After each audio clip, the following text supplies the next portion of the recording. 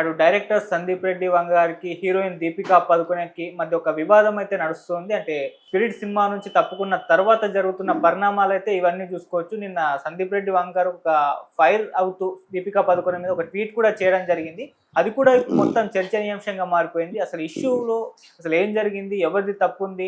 దీన్ని ఏ విధంగా చూడొచ్చు? ఇప్పుడు ఇదే అంశం మీద డిస్కస్ చేయడానికి ప్రెజెంట్ మనతో పాటు సీనియర్ జర్నలిస్ట్ నారాయణ రాజు గారు ఉన్నారు. వారిని అడిగి తెలుసుకునే ప్రయత్నం అయితే చేద్దాం. నమస్కారం సార్. నమస్తే సార్, వివాదంలో చిక్కుకున్నారు. అంటే ఇద్దరు కూడా సందీప్ రెడ్డి వంగ గారు అండ్ దీపికా పదుకొనె, అంటే వాళ్ళ మధ్య ఈ గొడవ జరుగుతుందని చూస్తున్నాం. నిన్న నైట్ ఒక ట్వీట్ చేశాడు సందీప్ రెడ్డి వంగ గారు. దీపికా పదుకొనె పేరు మెన్షన్ చేయకపోయినప్పటికీ ఆమెను ఉద్దేశించి అయితే చేయడం జరిగింది. అంటే సినిమా నుంచి తప్పుకోవడం జరిగింది కదా. సో ఏం జరిగింది ఈ ఇష్యూలో, మీరేం చెప్తారు సార్ దీనికి సంబంధించి? ఇప్పుడు యాక్చువల్గా ఈ సినిమాకు వివాదాలు, ప్రతి సినిమాకు ఒక వివాదం చుట్టుకుంటుందని మనకు చాలా సందర్భాల్లో కనిపిస్తూనే ఉంది. ఒక ఆడియో వేడుక చేసినా, ప్రీ రిలీజ్ చేసినా, లేదా ఒక ఇంటర్వ్యూ ఇచ్చినా అక్కడ ఏదో ఒక మాట జారితే చాలు దాన్ని పట్టుకొని ట్రోల్స్ చేస్తున్నారు. కొందరైతే ముందడుగేసి బైకాట్ లాంటి పదాలు వాడుతున్నారు. అంటే సందర్భం ఏదైనా కానివ్వండి, వివాదం చుట్టూనే సినిమా ఇండస్ట్రీ తిరుగుతుంది. ఇక దీపిక విషయానికి వస్తే, ఈ బాలీవుడ్ హీరోయిన్ల వ్యవహార శైలి ఎప్పుడు అలాగే ఉంటుంది. ఇది సందీప్ రెడ్డికి తెలియదని విషయం కాదు. వాళ్ళ వ్యవహార శైలి మన వ్యవహార శైలి చాలా భిన్నమైనది. ఒక సినిమాలో వాళ్ళు అంగీకరించవచ్చు, అంగీకరించకపోవచ్చు, అది వాళ్ళ ఇష్టం. కానీ ఏదైనా ఒక కారణం వల్ల ఆ సినిమాలు చేయలేకపోతే హుందాగా తప్పుకోవాలి.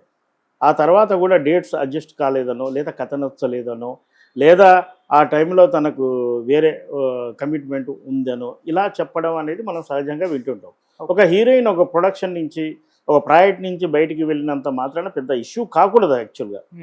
ఎందుకంటే చాలా సినిమాల్లో చాలామంది హీరోయిన్లు మొదట వినిపించే పేర్లు వేరు, తర్వాత వినిపించే పేర్లు, చివరికి వచ్చే పేర్లు వేరు. హీరోల విషయం కూడా ఇలాగే జరుగుతుంటుంది. పలానా హీరోతో సినిమా అనుకుంటారు, కథ కూడా చెప్తారు.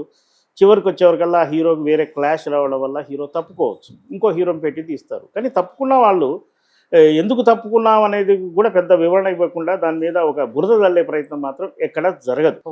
దీపిక పడుకునే విషయంలో తను యాక్చువల్గా ఇప్పుడు బాలీవుడ్లో టాప్ పొజిషన్లో ఉన్న హీరోయిన్లో ఒకరు. ఆమె ఇంటర్నేషనల్గా కూడా ఆమెకు మంచి ఫాలోయింగ్ ఉంది, ఆమెతో మార్కెటింగ్ కూడా ఉంది. ఇటీవలే మనకు ప్రభాస్తో ఒక సినిమా కల్కి కూడా చేసింది. యాక్చువల్గా కల్కి చేశాక వెంటనే అదే కాంబినేషన్ రిపీట్ చేయడం కూడా సరికాదు. మరి సందీప్ ఏమనుకున్నాడో, దీపిక ఉంటే మనకు నేషనల్ ఇంటర్నేషనల్ వైజు మార్కెటింగ్ ఈజీగా ఉంటుంది అనుకున్నాడో, లేదా సబ్జెక్టు డిమాండ్ చేసింది కాబట్టి ఆ అమ్మాయిని సంప్రదించి ఉంటాడు. అమ్మాయి ఏదైనా బాలీవుడ్ హీరోయిన్ సినిమా అంగీకరించాలంటే కథ వింటారు ఖచ్చితంగా. ఎందుకంటే తమ క్యారెక్టర్ ఏమిటి, తమకు ఎన్ని సీన్స్ ఉంటాయి, హీరోస్ కాంబినేషన్లో ఎలా ఉంటుంది, ఫైట్ ఉంటుందా, ఈ మధ్య హీరోయిన్ ఫైట్స్ కూడా అంటే యాక్షన్ పార్ట్ కూడా కోరుకుంటుంది. ఇదంతా జరిగాకే మరో స్టెప్ ముందుకేశారు. అదేమిటంటే డేట్ల విషయంలో క్లాష్ వచ్చిందనేది మనకు వినిపిస్తున్న మాట. అంటే సందీప్ తన వర్కింగ్ స్టైల్కు బల్క్ డేట్లు కోరాడని, అలాగే టైమింగ్స్ కూడా call sheet, Telugu call sheet వేరుంటుంది కదా. మార్నింగ్ 7కే మనం కాల్ షీట్ వేస్తారు, 7 to 6 వేస్తారు, లేదంటే 7 to 9 వేస్తారు. ఈ టైము ఆ అమ్మాయికి నచ్చలేదేమో, ఆ అమ్మాయికి కుదరదేమో. అంటే ఈ విషయాన్ని హుందాగా డైరెక్టర్ చెప్పేసి వెళ్ళిపోతే ఆ డైరెక్టర్ ఇంకో హీరోయిన్ని చూసుకుంటాడు. అలా కాకుండా ఇక్కడ చేస్తున్నది ఏంటంటే, దీపికను ప్రభాస్ సినిమా నుంచి తొలగించారు అనే ముద్ర తన మీద పడకుండా కథనే తప్పులు బట్టి, డైరెక్టర్ కథ చెప్పాడని, ఆ కథలో అనేక లోపాలు ఉన్నాయి, బోల్డ్ అని, కిస్సులు ఉన్నాయని, ఇలా రకరకాల మాటలు ట్వీట్ చేయడం వల్లనే ఇష్యూ వచ్చింది. దీనిపైన సందీప్ కూడా ఘాటుగానే సమాధానం ఇచ్చాడు. నిజానికి కథ మొత్తం విని హీరోయిన్ చేయకపోతే కథ గురించి అసలు రివీల్ చేయకూడదు, తప్పది. అయితే దీపికనే గీత దాటింది. అంటే డైరెక్ట్ దీపిక దాటకుండా తన పిఆర్ టీం ద్వారా ఈ విధమైన గొడవ చేస్తుందని మనం భావించవచ్చు. దీనివల్ల సినిమాకి వచ్చే నష్టం ఏం లేదు. కథలో 2-3 సీన్స్ చేసినంత మాత్రాన పోయేదేమీ లేదు. కానీ ఆమె బదులో తీసుకున్న ఇంకో హీరోయిన్ తృప్తి అనే అమ్మాయికి మాత్రం కొంత ఇబ్బంది. దీపిక రిజెక్ట్ చేసిన సినిమాకు ఈ అమ్మాయి తీసుకుంది, ఆ కథలో కొంత ఇబ్బందికరమైన సీన్స్ ఉంటాయి అన్నీ తెలిసి ఈ అమ్మాయి కమిట్ అయింది. అంటే అన్ని తన కెరీర్ కోసం అన్ని రకాల పెర్ఫార్మెన్స్ చేయడానికి తృప్తి అంగీకరిస్తుందని ఒక ప్రచారం జరిగే అవకాశం ఉంది. కానీ జరిగిన వాస్తవం వేరు. దీపిక వర్క్ స్టైల్ నచ్చక సందీప్ ఆమెను వద్దనుకున్నాడు. ఇది వాస్తవం. సార్ మొదట అంటే దీపికను తప్పించడానికి రీజన్స్ వేరే ఒకటి స్పెక్యులేషన్స్ అంటే ప్రచారంలో జరిగాయి సార్. అంటే ఆమె పని గంటల మీద పరిమితి పెట్టిందని, కరెక్షన్స్ లలో పర్సెంటేజ్ కావాలన్నదని, అలాగే తెలుగు డబ్బింగ్ కూడా చెప్పను అని చెప్పేసి ఇటువంటి కండిషన్స్ పెట్టింది. అందుకే తప్పించారు సందీప్ రెడ్డి వంగ అని కూడా వార్తలు వచ్చాయి. సో అది నిజమే అంటారా సార్? ఇప్పుడు యాక్చువల్గా ఇప్పుడు మనకు ప్రస్తుతానికి ఫిల్మ్ ఇండస్ట్రీలో హీరోల రెమ్యునేషన్స్, హీరోలు ఆ సినిమాకు తమ నటించిన సినిమాకు వచ్చే లాభాల్లో కొంత వాటా కోరుతున్నారని మనం వింటున్నాం. ఓకే. అమీర్ ఖాన్ కావచ్చు, సల్మాన్ కావచ్చు, తెలుగులో మహేష్ బాబు, అల్లు అర్జున్, రామ్ చరణ్, ఈ తరహా హీరోలు తమ మార్కెట్ స్థాయి పెరిగింది, తమ పొటెన్షియాలిటీ పెరిగింది, తాము నటించడం వల్ల సినిమా బిజినెస్ రేంజ్ పెరుగుతుంది కాబట్టి తమ పారితోషికంతో పాటుగా లాభాల్లో వాటా అని మనం విన్నాం. మరి దీపిక ఒక హీరోయిన్ యాక్చువల్గా ఆమె డిమాండ్ చేసిన రెమ్యునేషన్ 20 కోట్లు కావచ్చు, లేదా అంతకంటే ఎక్కువ కావచ్చు. అది ఇవ్వడానికి ప్రొడక్షన్ హౌస్ సిద్ధమైంది.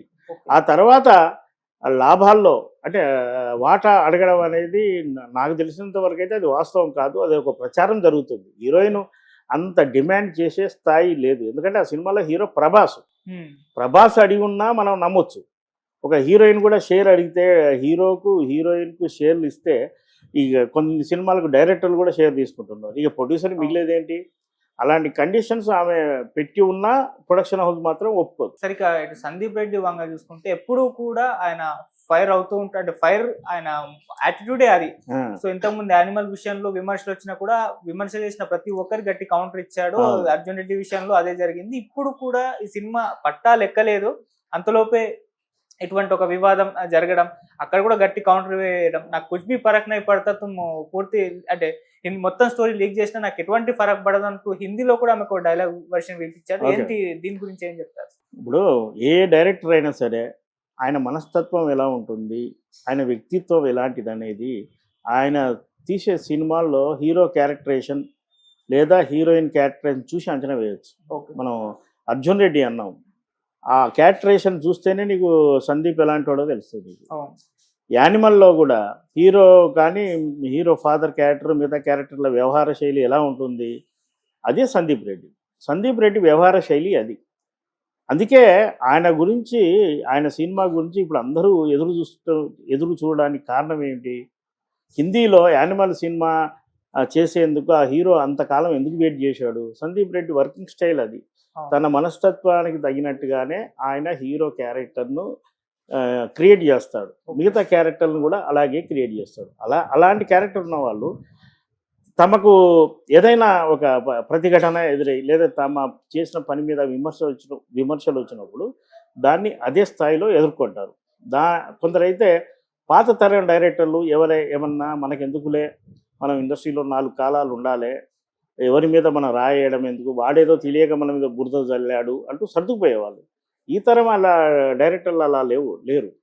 ఇక కథ విషయానికి వస్తే ఇప్పుడు రాజమౌళికి ఒక పేరు ఉంది కదా, సినిమా మొదలుపెట్టాక కూర్చోబెట్టి మీడియాని కూర్చోబెట్టి కథ అంతా చెప్పేస్తాడు. ఆ తర్వాత ఏమైంది కథ, ఆ కథతోనే ఆయన సినిమా తీస్తాడు. కానీ నష్టం వచ్చింది ఏం లేదు కదా. ఏం లేదు. మరి దీపిక పడుకొని పని కట్టుకొని కథ అంతా ఊరు డప్పు వేసుకొని షేర్ ఆటో ఎక్కి అందరికి చెప్పినా కూడా ఆ మేకర్కు ఆ సినిమా సబ్జెక్ట్ మీద, సినిమా మీద ఉన్న కాన్ఫిడెన్స్ వల్ల కథ రివీల్ అయితే పెద్ద నష్టమేం లేదు. ఇప్పుడు మనకు రామాయణం తెలియదా? మన రామాయణం సినిమాలు తీస్తే మనం చూడట్లేదా? లేదా కొన్ని బయోపిక్లు వస్తున్నాయి. బయోపిక్లు మనకు పుస్తక రూపంలో స్టోరీలు వచ్చి ఉంటాయి, అవన్నీ మనకు తెలుసు కదా. అయినా బయోపిక్లు తీస్తే మనం చూస్తున్నాగా. దానికి దీనికి విజువలైజ్ వేరు.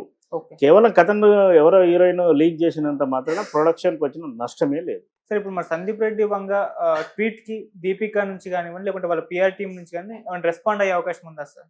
రెస్పాండ్ అయితే సందీప్ రెడ్డి వదిలిపెడతాడా? ఇంకా ముందుకెళ్తాడు. అసలు ఇంకా వ్యవహార శైలి చాలా ఉంటాయి. ఇదే ఇష్యూనే ఒకటి చెప్తాను. బాహుబలి సినిమా సమయంలో మన శివగామిగా రమ్యకృష్ణ చేశారు, అందరికి తెలిసిన విషయమే కదా. ఆ క్యారెక్టర్కి తొలుత అనుకున్నది శ్రీదేవి. రాజమౌళి ప్రత్యేకంగా ముంబై వెళ్ళి బోని కపూర్తోని శ్రీదేవితోని చర్చించాడు. శ్రీదేవి తన వర్క్ స్టైల్ ఎలా ఉంటుంది, తన స్టాఫ్ ఎలా ఉంటారు, తను ఎంతమంది వస్తారు, తన కాస్ట్యూమ్స్ ఏంటి, తన ఫ్లైట్లో ఏ కేటగిరీలో టికెట్లు ఇవ్వాలి, ఇవన్నీ డిస్కస్ చేస్తే రాజమౌళికి ఆ కండిషన్స్ నచ్చక గౌరవంగా ఆయన ఆ అమ్మాయి బదులుగా రమ్యకృష్ణని తీసుకున్నాడు. అయితే